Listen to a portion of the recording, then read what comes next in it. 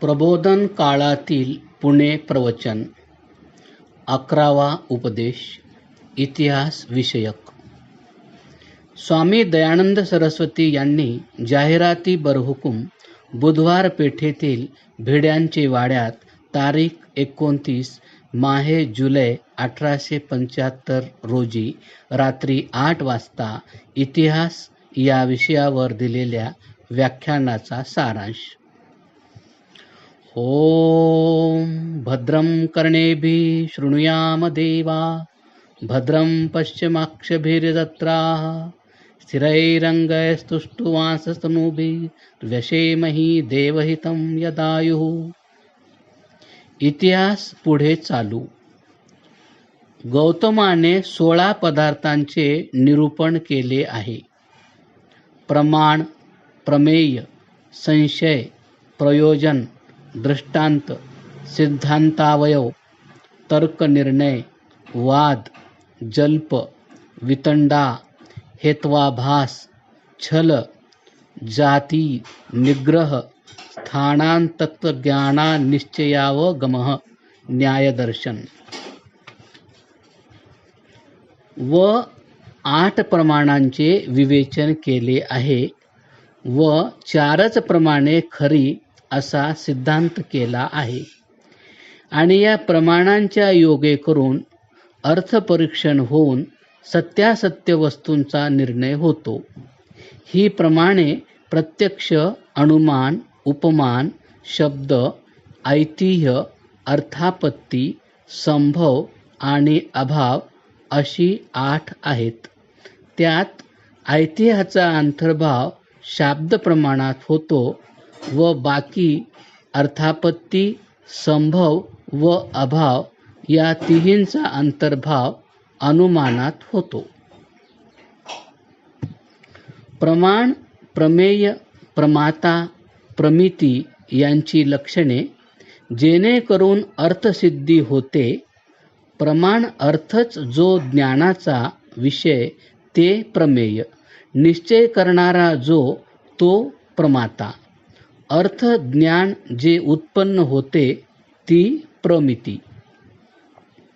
आपण ज्याचे प्रत्यक्ष ज्ञान आहे असे समजतो त्यास देखील अनुमानाचे साह्य पुष्कळ लागते. याला दृष्टांत एखाद्या पदार्थाची पुढची बाजू पाहिली म्हणजे आपणास त्या पदार्थाचा सारा आकार समजतो. वास्तविक पाहता त्या पदार्थाच्या मागल्या बाजूचे प्रत्यक्ष ज्ञान नसते. असे असून त्याचे अनुमानाशिवाय हे ज्ञान होत नाही. पुढील बाजूच्या एकदेशी ज्ञानाने सर्व भागाचे अनुमान होते. हे या शंकेचे समाधान आहे. आता कोणी असा पूर्वपक्ष काढतात की प्रमाण प्रथम की प्रमेय प्रथम. यास उत्तर दोन्हीही एक वेळी होतात. यावर कोणी अशी शंका घेईल की युगपत ज्ञानानुत्पत्ती मनसो लिंगम, मनाचे लक्षण असे आहे की त्यास युगपद ज्ञान 2 विषयांचे होत नाही, तर प्रमेय प्रमाणाच्या संबंधाने हा नियम लागू नाही.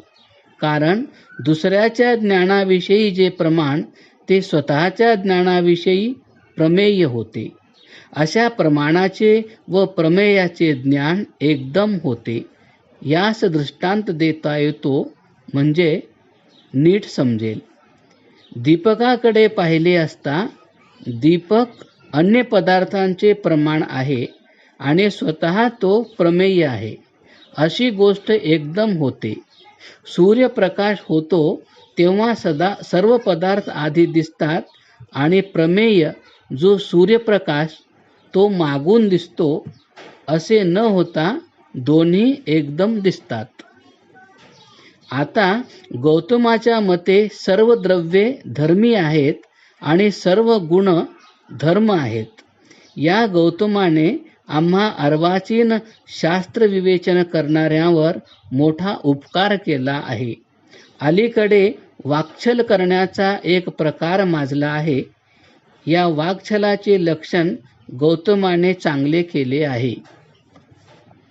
गौतम सूत्र अविशेषाभिहितेऽर्थे वक्तुरभिप्रापादर्थार्थं कल्पना वाक्छलम. न्यायदर्शन अध्याय 1. या वाक्छलाचा दृष्टांत नवकंबलो अयम प्राणवकः हा आहे. या वाक्यात नव शब्दाचे 2 अर्थ होतात. नव म्हणजे नवे आणि नऊ या 2 अर्थावरून भाषणात पकडण्याचा जो प्रयत्न त्याचे नाव वाक्छल. साधारणतः नव म्हणजे नवे असा अर्थ संभवतो. नऊ अशा अर्थाचा संभव होत नाही. गौतमाने जाती, व्यक्ती, आकृती याचे चांगले विवेचन केले आहे. समान प्रसवात्मिका जातीही. न्यायदर्शन अध्याय 1. या लक्षणाप्रमाणे जाती शब्दाचा उपयोग मनुष्य जाती, पशु जाती इत्यादी ठिकाणी होतो तो ठीक आहे. जातीभेदाचा हल्ली प्रकार आहे त्यास या लक्षणावरून आधार पोचत नाही. श्रवण, मनन, निधिध्यासन यांचा विचार योगशास्त्रात केला आहे. मीमांसा शास्त्रामध्ये धर्म आणि धर्मी यांची लक्षणे सांगितली आहेत. कणाद यांचे शास्त्रांत द्रव्य व गुण याविषयी प्रबंध केला आहे. गौतम यांच्या शास्त्रात प्रमाण प्रमेयाचा कसा विचार करावा याचे विवेचन आहे. या तिन्ही शास्त्रांनी श्रवण व मनन हे कसे साधून घ्यावे याविषयी निरूपण केले नाही. आता श्रवण मननाच्या पुढे आणखी एक पायरी आहे. ती कोणती तर साक्षात्कार. याविषयी कटाक्ष योगशास्त्राचा आहे. योगाचे लक्षण सूत्र. योगश्चित्ती वृत्त निरोधः. योग दर्शन. निवृत्तीच्या योगाने ज्ञान वाढते, परंतु ती निवृत्ती कशी असावी याविषयी विचार पाहता सर्व बाह्य पदार्थाचे ज्ञान होत असता बहिर्मुखता किंवा बाह्य विषयाविषयी आसक्ती नसावी. जीव शांत अंतर्मुख बाह्य विषयाचे ज्ञान होत असता स्ववश असावा याचे नाव निवृत्ती. यास दृष्टांत देतो. एखाद्या नदीचे पात्र बंद केले असता पाणी तुडुंबते व परिपूर्ण भरून जाते.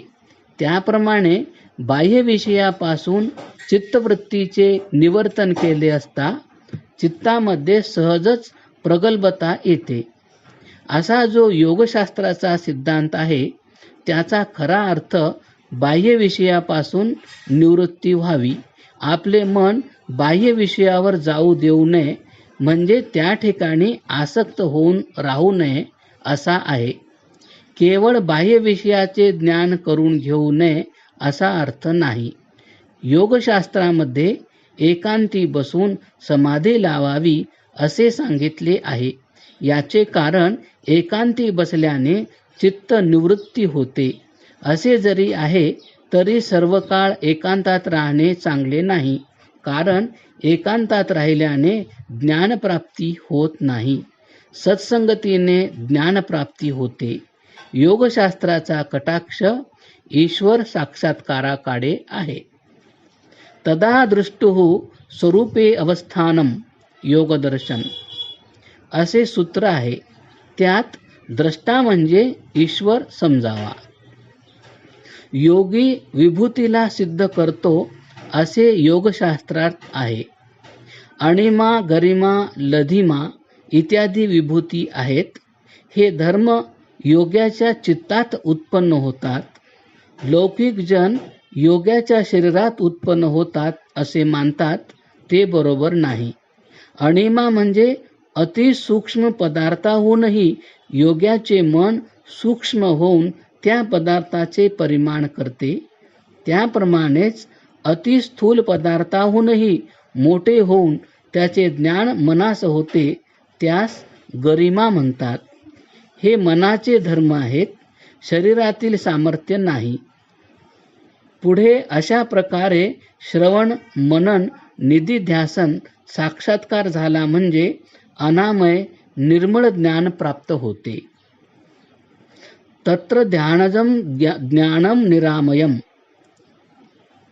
तत्र ऋतंभरा प्रज्ञा यमनियमासन प्राणायाम प्रत्याहार धारणा ध्यान समाधयोष्टांगवंगानी अहिंसा सत्य अस्तेय ब्रह्मचर्य परिग्रह यमाहा.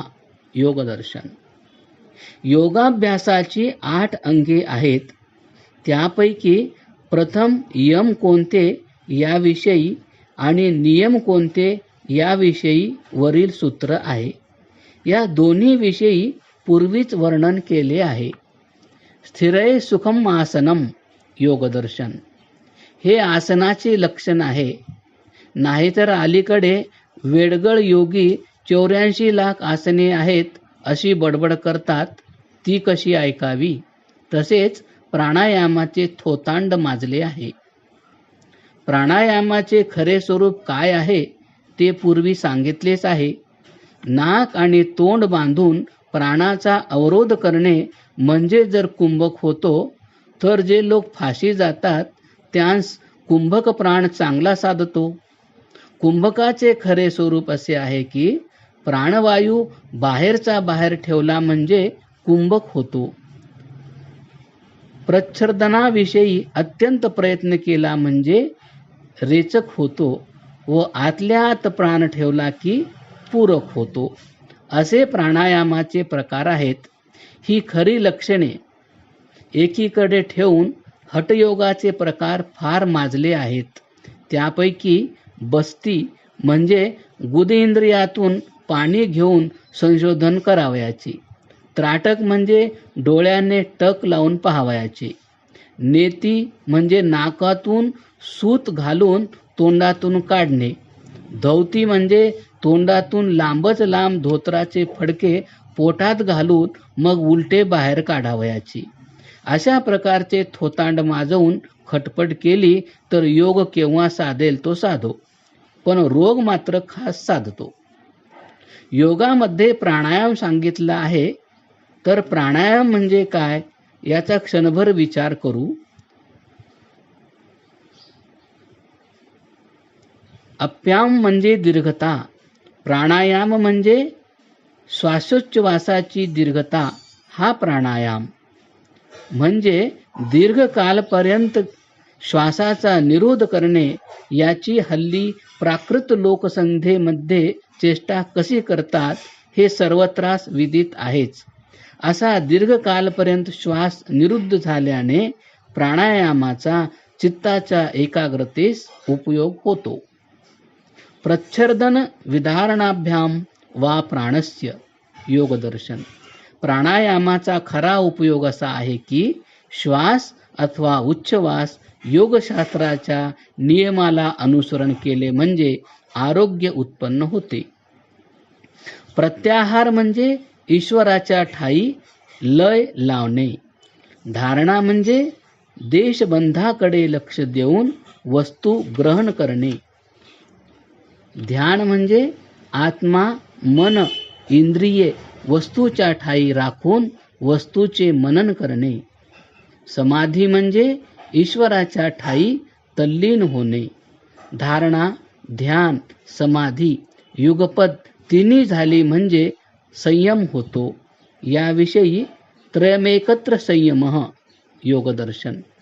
या प्रकारे पतंजली मुनीने उपासना कांडाचा प्रबंध केला आहे व कैवल्यपर्यंत सर्व साधनांची योजना केली आहे.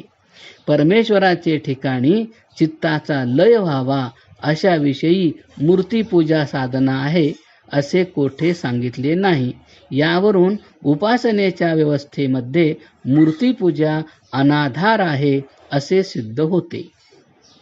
आता सांख्यशास्त्राची प्रवृत्ती कशाकरिता झाली ते पाहू. सांख्यशास्त्राची उपपत्ती पदार्थ गणनेकरिता आहे. सांख्यकार असे म्हणतात की न वयम षटपदार्थवादिनो वैशेषिकादिवत. सांख्यदर्शन अध्याय 1. पुन्हा असे म्हणतात की अविद्यया बंधो न भवती. अवस्तूच्या अभावामुळे पुढे विवेक होतो असे सिद्ध करतात. तर याप्रमाणे सांख्याचा आणि दुसऱ्या शास्त्राचा विरोध नाही काय असे जर कोणी म्हणेल तर बाह्यदृष्ट्या मात्र हा विरोध दिसतो व शास्त्रकार आपल्या सिद्धांताची लापिका करता यावी म्हणून केव्हा केव्हा कोटीक्रम करून दाखवितात. परंतु अंती सर्वांचा सिद्धांत म्हणून एक. कारण सांख्य हे अविवेकाचे निरूपण करतात आणि अज्ञान, अविद्या, अविवेक, भ्रम ही सर्व एकच आहेत. आता अर्वाचीन अन्य देशस्थ विद्वान लोक तत्वशब्दांचे लक्षण असंयुक्त वस्तू विशेष असे करून आर्यशास्त्रकारांनी जी पंचभूते मांडली आहेत यावर दोषापत्ती करतात. तर हा दोष येत नाही, कारण रूप, रस, गंध या गुणांचा त्या त्या अधिकरणास निरनिराळी नावे दिली आहेत आणि ती पंचभूते आहेत. सांख्यशास्त्रात 25 पदार्थांविषयी निरूपण केले आहे. सत्वरजस्तमसां साम्यावस्था प्रकृती, प्रकृतिर्महान महतो अहंकारो, अहंकाराद पंचतन्मात्रा, न्यूभयमिंद्रिय पंचतन्मात्रेभ्य स्थूलभूतानि पुरुष इति पंचविंशतिर्गणः. यास्काचार्याने अलंकारशास्त्र केले आहे, त्यावर वात्सायनाने भाष्य केले आहे. या आर्ष ग्रंथात बिभत्स व अधर्म रीतीने कामोत्पादन करणारे असे रस मुळीच नाहीत. नाहीतर अलीकडील अलंकारशास्त्राचे ग्रंथ पाहून घ्यावे, त्यात बिभत्स व खोटा शृंगार रस पसरलेला आहे. जसे नालिंगिता प्रेमभरेण नारी वृथागतम तस्य नरस्य जीवितम. नारिके, तुझ्या मुखासारखा चंद्र. अशा वेडगळ अलंकारात निमग्न न होता एक पत्नी व्रत करून ग्रस्ताश्रमी जे पुरुष राहतील त्यांनी वरील सूत्रात वर्णन केलेले ब्रह्मचर्य धरलेसे होईल. वेदात 6वे दर्शन याचे जे शास्त्रकार व्यास यांनी जगतकार्य आणि कारण ब्रह्म याचा विचार करून कार्यकारण या 2 पदार्थांचे विवेचन केले आहे. व्यासाने आदिसृष्टीचे वर्णन केले आहे. आता निरनिराळ्या दर्शनामध्ये निरनिराळ्या प्रकारचे प्रलय वर्णिले आहेत. वैशेषिक शास्त्रात अपरिमंडळपर्यंत प्रलय वर्णिला आहे. गौतमाने परमाणूपर्यंत प्रलय वर्णिला आहे. सांख्यशास्त्रकाराने प्रकृती, नित्य आणि महत्त्वपर्यंत प्रलय वर्णिला आहे. वेदांत शास्त्रामध्ये अत्यंत प्रलय वर्णिला आहे. या प्रलयकाली परमात्मा आणि त्याचे सामर्थ्य मात्र बाकी राहते. याप्रमाणे 6ही दर्शनांचा विरोध नसून त्याच्या त्याच्याप्रमाणे एकवाक्यता आहे असे दिसून येईल. अस्तु, आता मूर्तीपूजेविषयी पुनरपि विचार करूया. पारस्कर आणि आश्वलायन या ग्रंथामध्ये मूर्तीपूजा बिलकुल नाही. मानव कल्पसूत्रामध्ये सुद्धा मूर्तीपूजा मुळीच नाही. या ग्रंथावर परिशिष्ट रचले गेले आहेत. यामध्ये मूर्तीपूजा असली तरी त्यात प्रामाणिकपणा, योग्यता किती आहे हे सर्व विद्वान लोक जाणतातच. याच दृष्टिकोनातून मूर्तीपूजेला शास्त्राच्या दृष्टीने आधार नाही. आता पुन्हा इतिहासाविषयी विचार करू. शंतनूने सत्यवतीशी विवाह केला. तिला 2 मुलगे झाले. त्यांची नावे चित्रांगद आणि विचित्रवीर्य अशी होती. त्यानंतर भीष्माने काशीच्या राजाकडून 3 कन्या आणल्या.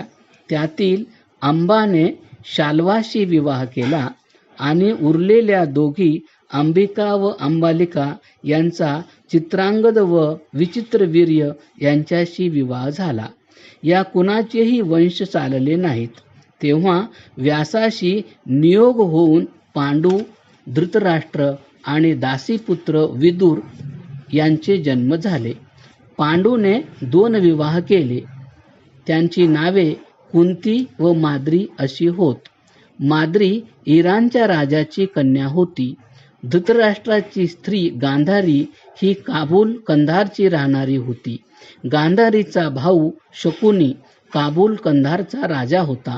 हा दुर्योधनाबरोबर हस्तिनापुरास राहत होता.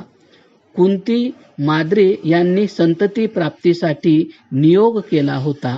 त्यापैकी कुंतीने यमाशी अर्थात वायूशी आणि इंद्राशी नियोग केला आणि त्यापासून धर्म, भीम आणि अर्जुन झाले. आणि याचप्रमाणे अश्विनी कुमारशी नियोग होऊन नकुल व सहदेव झाले. यापैकी इंद्र, वायू म्हणजे यम ही माणसांची नावे समजावीत. याखेरीज वायूपासून संतती उत्पन्न झाली हे म्हणणे संयुक्तिक होणार नाही. याचप्रमाणे धृतराष्ट्राच्या एकाच गर्भापासून 100 पुत्र उत्पन्न झाले हे म्हणणे असंभव आहे. या सर्व प्राचीन आर्य लोकांमध्ये स्वयंवर होत होते. आजकालप्रमाणे बकरी विवाह किंवा पशुविवाह होत नव्हते. मारवाडी लोकांनी तर सर्वांवर ताण केली आहे, अर्थात सर्वांच्या पुढे गेले आहेत. ते गर्भात असतानाच वांगनिश्चय साखरपुडा करून टाकतात. हे काय आहे? धर्म, अर्थ आणि काम या बाबतीत विवाहासमयी प्रतिज्ञा होते. ही प्रतिज्ञा योग्य वय प्राप्त केल्याशिवाय पुत्र आणि कन्या कशी पूर्ण करू शकतील? प्राचीन आर्य लोकांमध्ये सर्वांनी विद्याभ्यास करावा असा नियम होता. विद्याभ्यासामुळे विवाहासाठी वधू आणि वर योग्य झाल्याशिवाय राजसभा विवाहाला संमती देत नव्हती. असो, जनमेजयाचे राज्य होते तोपर्यंत 4ही वर्णामध्ये परस्पर व्यवहार होत होता आणि सामाजिक नियम, राजसभा, धर्मसभा, विद्यासभेची व्यवस्था शिस्तीत चालत होती. 4ही वर्णांचा व्यवहार परस्पर होत होता. याविषयी प्रमाण राजसूय पर्व आणि अश्वमेध पर्वामध्ये पाहिल्यास चांगल्या प्रकारे समजेल. नित्यं शुद्धः कारुहस्तः पण्ये यच्च प्रसारितम. मनुस्मृती अध्याय 5 श्लोक 129. प्राचीन समयी स्त्री पुरुषांचे अधिकार समान होते. सद्यस्थितीमध्ये सर्वच व्यवस्था उलट झाली आहे. एका अर्ध्या गवताची काडी मोडायला वेळ लागेल, पण आमच्या लोकांमध्ये तुटायला वेळ लागत नाही. शेंडी मोकळी ठेवली की धर्म गेला, अंगरखा लांब घातला की धर्म गेला. खाण्यापिण्याचे प्रतिबंध तर अत्यंत कडक झाले आहेत. युद्ध करणाऱ्या लोकांचे अशा प्रतिबंधाकडे लक्ष देण्यामुळे मोकळ्या मनाने लढणे तर बाजूलाच राहिले, परंतु त्याच्या सर्व पवित्रतेवर बोळा फिरला. प्राचीन काळी सर्व क्षत्रिय राजे, ऋषी आदी ब्राह्मण एकाच पंक्तीला बसून जेवत असत. अशा प्रकारची रीत शीख लोकांमध्ये रणजित सिंहाच्या वेळेपर्यंत होती. व्यर्थ खोट्या बाबीवर श्रद्धा ठेवल्यामुळे सिद्धी कधी प्राप्त होत नाही. ब्राह्मण लोक शुद्धाशुद्धतेचे ढोंग माजवतात, पण हिंग, साखर अशा प्रकारचे पदार्थ सेवन करताना हे सर्व कुठे जाते? दृष्टीस पडले तर दोष लागतो असे म्हणतात, तर मग चुकीने भांग प्याली तर ती चढत नाही का? मुख्य जातीमध्ये छोट्या छोट्या उपजाती मांडल्या गेल्यामुळे जातीविषयक खर्च खूपच वाढला आहे. कोणी मृत्यू पावला अथवा कुणाचा विवाह झाला तर सर्व लोकांना गुजरातमध्ये जेवण घालावे लागते. याचा अर्थ काय? एक मेला तर त्याच्या वंशजांनी जन्ममरणापर्यंत कर्जात बुडून राहावे. याहून याला वेडेपणा तो कोणता? असो, या जातींच्या भांडणात आणि खाण्यापिण्याच्या बंधनामुळे युद्धात कशा अडचणी निर्माण होतात याविषयी एक गोष्ट सांगतो, ऐकण्यासारखी आहे.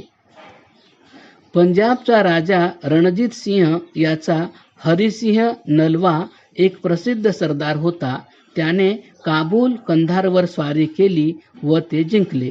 यावेळी मुसलमानांनी हिंदू शत्रू आहेत असे समजून एक युक्ती योजली.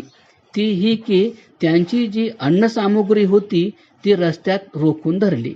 दुपारच्या वेळी हरिसिंहाचे शिपाई भुकेने व्याकुळ होऊन घाबरल्यासारखे झाले. साहजिकच सर्व शिपाई हरिसिंहाकडे आले. त्यावर हरिसिंहाने उलटी युक्ती योजली. त्याने शिपायांना अशी आज्ञा दिली की मुसलमानांचे सर्व खाणे एकत्र करा. आज्ञेनुसार शिपायांनी आक्रमण करून मुसलमानांचे सर्व त्यांनी स्वतःसाठी तयार केलेले अन्न लुटून आणले. त्याचा एक ढीग हरिसिंहाजवळ आणून दिला. नंतर हरिसिंहाने सांगितले की डुकराचा एक दात आणा. त्यांनी दात आणला.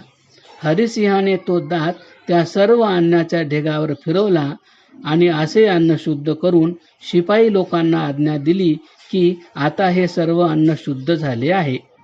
हिंदूंनी हे अन्न खायला काही हरकत नाही. तदनंतर शिपायांनी हे अन्न खाऊन संकट टाळले. तर अशा प्रकारे शूरपणा केल्याशिवाय आम्ही तरणार नाही याचा ऐकणाऱ्यांनी विचार करावा. ओम शांती शांती शांती. 11वा उपदेश समाप्त. क्रमशः